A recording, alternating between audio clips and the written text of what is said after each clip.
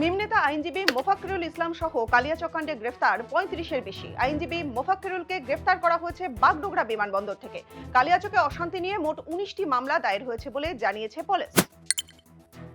কালিয়াচকের ঘটনায় তদন্ত করছে এনআইএ। শুক্রবার ডিআইজি সহ ২৪ জনের টিম কেন্দ্রীয় বাহিনীকে সঙ্গে নিয়ে পৌঁছায় মালদায়। প্রথমেই মোথাবাড়ি থানায় যান তারা।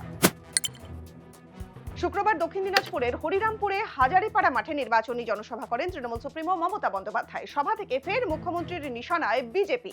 অভিযোগ, ভোটের আগে ফিরতে যাওয়া পরিযায়ী শ্রমিকদের টিকিট দেওয়া হচ্ছে না। শুক্রবার বাঁকুড়ার পাত্রসায়রে গরুর হাটে জনসভা করেন তৃণমূলের সর্বভারতীয় সাধারণ সম্পাদক অভিষেক বন্দ্যোপাধ্যায়। আর এদিন তিনি পুরুলিয়া জেলা তৃণমূল কংগ্রেসের ডাকে জয়পুরের বামুনিয়া ডাকবাংলো মাঠেও জনসভা করেন। পুরুলিয়ার সভা থেকে কর্মীদের দীর্ঘদিনের আন্দোলনে শান দিলেন অভিষেক বন্দ্যোপাধ্যায়। শুক্রবার সকালে দীঘা থেকে গুলিবিদ্ধ অবস্থায় উদ্ধার করা হলো কেন্দ্রীয় বাহিনীর এক জওয়ানকে। হরিয়ানার সিআরপিএফ 131 আলফা ব্যাটালিয়নের এই জওয়ান ভোটের ডিউটির জন্য দীঘার মোহনা কোস্টাল থানার অধীনে ছিলেন। প্রাথমিক অনুমান, আত্মঘাতী হয়েছেন ওই জওয়ান। তবে কি কারণে এই ঘটনা তা খতিয়ে দেখছে পুলিশ।